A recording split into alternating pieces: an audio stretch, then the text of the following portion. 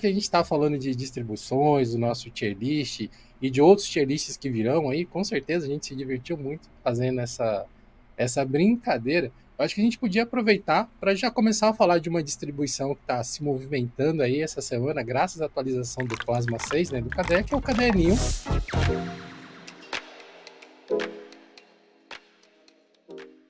E ele trouxe os pacotes novos do KDE Plasma 6 e o pessoal andou reportando alguns problemas, né? Não foi uma transição muito tranquila, pelo que eu pude observar, principalmente lá no fórum, né? O pessoal tá reclamando, né, que quando teve a atualização do KDE Plasma 6 quebrou o sistema. Assim, várias vezes a gente alerta, né, tipo, lançamento de distribuição, lançamento de pacotes grandes, toma cuidado, se é o computador de trabalho, espera alguns dias, espera uma semaninha, porque sempre tem bug, sempre quebra alguma coisa. E isso independente de pacote, independente de sistema. No macOS tem isso, no Windows tem isso. Então é bastante, inclusive. No Linux, obviamente, vai ter isso, tem no GNOME, tem no KDE. Então, tipo, se é realmente um computador que você usa para o seu trabalho, você não pode ficar em nenhum momento sem acesso, espera um pouco. Principalmente quando a gente fala assim de um KDE Neon que é, pelo menos na parte da interface, é mais bleeding edge, né? Que o negócio acabou de lançar e já tá lá. Não deu nem tempo de testar direito, assim, tirando, né, os testes antes da versão estável. Então, toma cuidado. Mas ainda assim, querendo ou não, acabou atrapalhando a vida de alguns usuários, né? Não tem como não reclamar também. Uma reclamação que eu encontrei algumas vezes, internet afora também, é o pessoal reclamando das widgets que pararam de funcionar. Mas, de novo, vale aqui o aviso, pessoas, leiam as notas de lançamento de qualquer coisa que vocês usem. Os próprios desenvolvedores alertaram que por conta de várias mudanças lá no Qt 5, do Qt 6, várias mudanças de biblioteca, as widgets não vão funcionar mais, alguns plugins, algumas extensões não vão funcionar mais, precisam ser refeitas. Então, eles avisaram de antemão. Se você não leu, fica a dica. Nas próximas vezes, leia. É, Você pode ter alguma surpresa se ó, você não ler. diria inclusive que vocês estão reclamando de barriga cheia. Vai usar Gnome, que toda versão do Gnome quebra, todas as extensões, você tem que ficar esperando, todo mundo atualizar. É sempre um parto. Ainda que foi uma vez que quebrou os widgets, tipo. Eu entendo a reclamação, mas assim, tem casos piores aí. Posso dizer que tem extensões que eu usava no Gnome 43 que morreram. Depois que eles quebraram, eles simplesmente. O É, desenvolvedor falou: ó, se vocês quiserem, vocês se viram, que eu não vou mais ficar corrigindo isso aqui. muitas vezes era só atualizar, tipo, um arquivo e pronto, funcionou. Mas ainda assim, se o desenvolvedor, sei lá, lançou numa semana que o desenvolvedor tá viajando, tá sem acesso ao computador, você vai esperar uma semana? A não ser que você faça por conta própria, sabe? Complicado. Ainda que na última versão do Gnome, o Gnome 45, o negócio foi um pouco mais embaixo, porque mudou vários outros detalhes mais técnicos de extensão, então realmente os ajustes precisaram ser muito maiores. Espero que no 46 não tenha isso de novo. Reforçando o conselho que você deu agora há pouco, Raul. Você, ouvinte do Geocache aqui, meu, o Dio já falou pra gente não esperar isso, mas não custa nada a gente ter essa esperança, né? Exercitem o bom senso. Exercitem o bom senso. Você tem o seu computador todo funcionando ali do jeitinho que você precisa, com as coisas que você precisa, que atende o seu dia a dia, seja de estudos, de trabalho, de diversão, não importa. Ele te atende. Talvez você não precise atualizar ele assim que sai uma versão nova de cada programa que você usa. Ah, não é É, porque o KDSI saiu semana passada que você precisa correr e atualizar o único computador que você tem para esse negócio que ainda vai ter um tempo ali de maturação. Por mais que os desenvolvedores, não só do KDE, mas da vasta maioria dos projetos, eles se esforcem para lançar o melhor software possível logo nos primeiros releases, para evitar a quebradeira, evitar a incomodação até, vão ter problemas. Software é assim, gente. Computador é assim. Vão ter alguns problemas. Porque não tem como prever todas as variáveis possíveis. Tipo, as combinações mágicas impossíveis de hardware que cada um vai fazer no seu. Da mesma forma que vai ter o cara que pode usar num Threadripper boladão aí, vai ter o cara rodando no Xeon da China lá de 30 anos atrás, entendeu? E aí, como que o sim. desenvolvedor lida? com esse, sabe, esse range de coisas. Eu entendo o desespero, eu entendo a ansiedade, assim, eu entendo mesmo, sabe? Eu passo por isso também.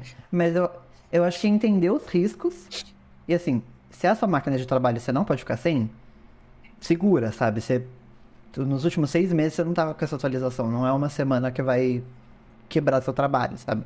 Segura um pouco. Se é um computador, sei lá, que você usa pra jogar, primeiramente, que tipo, se quebrar tá tudo bem, você vai lá e reinstala, beleza, mas saiba dos riscos. Mas mais uma vez, né? É ter esse bom senso, ter conseguir entender, tipo, qual é o seu perfil, se vale a pena ou não. Aí, se não tiver bom senso também, paciência, sabe? Mas É, é entender isso, sabe? É seu computador primário, você precisa dele pra trabalhar? Espera, sabe? Não se emociona, espera uma semana que seja, que aí eles já vão ter corrigido os principais bugs e daí atualiza, sabe? Vai na fé. Ou se, tipo, sei lá, nesse caso de widgets, de extensão, se não tiver ainda, tá tudo bem pra você, você consegue viver sem? Beleza, tudo certo. É saber dos riscos, né? Basicamente. é assim, além de entender os riscos, você ter as suas próprias garantias. Por exemplo, eu publiquei recentemente lá um tutorial lá no Linux Lab sobre como atualizar do Zorin 16 para o Zorin 17. Você atualizar do Zorin OS 16 para o 17, na verdade são 3 cliques. 3 cliques. Você não precisa mais do que isso. Mas mesmo assim, eu fiz um vídeo, sei lá, de quase 7 minutos, 6 minutos, te explicando tudo o que você precisa fazer antes de fazer esses 3 cliques. É fazer um backup dos seus dados, fazer um backup do seu sistema operacional, ter certeza que está tudo certo mesmo. Porque se você fizer esses 3 cliques e você tiver qualquer problema e quebrar o seu sistema, se você não fez os passos antes, talvez você tenha um sério problema para lidar. Vai ter que formatar as coisas, pode ser que você perca dados, enfim, é o tipo de apurrinhação que ninguém quer ter, mas normalmente as pessoas escolhem fazer a atualização tipo sexta-feira, 18h30, sendo que 19 horas ele tem que estar no compromisso. Aí o cara resolve atualizar a máquina. Aí tem gente que tá pedindo também, né? Não vou falar que nunca fiz isso. Mas tem que tomar cuidado com isso também. E eu acho que justamente essa parte do pré-atualização é a parte mais importante. Muito mais do que a atualização em si, porque justamente são 3 cliques. E se der errado, você reinstala. Mas se, tipo, quebrar seu sistema e você não tiver backup, já era. Sim. Você pode ser que não tivesse nada de importante, mas se você tivesse, você perdeu, sabe? É, Ou às vezes, para você conseguir restaurar, você vai ter, tipo, muito mais trabalho do que esses 3 cliques. Então, melhor tomar cuidado do que simplesmente jogar tudo fora, sabe? Por besteira.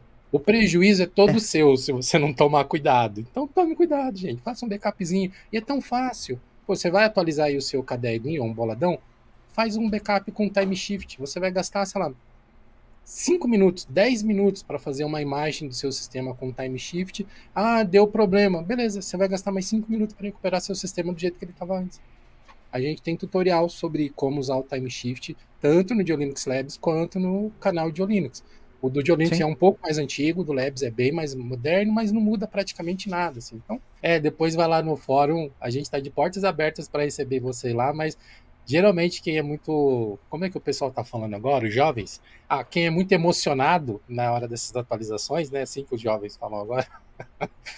Quem é muito emocionado, depois vai lá no fórum e publica assim: ai, pelo amor de Deus, me ajuda, minha máquina quebrou. E a máquina foi de arrasta pra cima, foi de comes e Essas coisas. bebes. Mas, ó, ainda Nossa. nessa parte do KDE 6, acho que vale a pena a gente falar também. Por conta da migração para o Wayland, quem utiliza hardware NVIDIA vai ter problemas. Então, se você tem aí uma GPU NVIDIA que usa o driver proprietário, principalmente, tanto a versão Legacy quanto a versão mais atual, não importa. Se você usa o driver proprietário, talvez não seja o melhor momento para você começar a usar o KDE 6 com Wayland. Você vai ter uma série de problemas e não é culpa do Wayland nem culpa do KDE. É culpa da NVIDIA, como a gente bem sabe há muito tempo. Por mais que a É. NVIDIA tenha se movimentado ali um pouquinho, ainda falta muito para a gente poder ficar mais tranquilo se você quer usar o Wayland com NVIDIA, por exemplo. Nessa questão ainda do Wayland, lembrando que, no caso, o KDE Plasma 6, ele usa o Wayland por padrão. Não quer dizer que é a única opção. Então, se você usa NVIDIA, você ainda pode usar o KDE Plasma 6 com Shard. Assim como antes da versão 6 você podia usar o Wayland já, apesar de ser o Shorg por padrão. Então, tipo, não se desespere, dá pra usar o KDE Plasma 6, só que você vai ter que usar com Shorg, até a NVIDIA atualizar os drivers para funcionar 100% com Wayland, que existe um certo nível de compatibilidade, mas não é perfeito, não é 100%. Não sabemos quando será 100%. Eu espero que seja em breve, porque toda a comunidade Linux está movendo para Wayland, tanto em desktop quanto em servidor, porque, né, além do KDE Plasma 6, está utilizando o Wayland por padrão, o GNOME já utiliza o Wayland por padrão. A gente vê várias distribuições querendo trazer isso, desde Ubuntu, o Zorin eu não tenho certeza se eles já anunciaram isso por padrão, mas o Linux Mint vai trazer. Uhum. Inclusive, no lado do servidor, a gente tem o Red Hat Enterprise Linux, que é a versão 10 vai ser Wayland. Se eu não me engano, inclusive, acho que eles vão tirar como um todo o Shorg, não tenho certeza. Isso eu não vou dar certeza absoluta se eles vão tirar o Shorg, mas que é o Wayland por padrão vai ser. Não tem como fugir, o Wayland é o futuro. Então, o mínimo que eu espero é que eles deem suporte para isso antes disso acontecer. Então, Uhum. tipo, torcer para isso acontecer, cobrar a NVIDIA. Mas entender isso, que por mais que você tenha a placa de vídeo da NVIDIA, você não vai perder as novidades do Plasma 6. Esse conteúdo que você acabou de assistir faz parte de um episódio do Idiocast e você pode ouvir ele na íntegra no Spotify ou em vídeo completinho aqui no YouTube, clicando nesse card que vai aparecer aqui ao lado.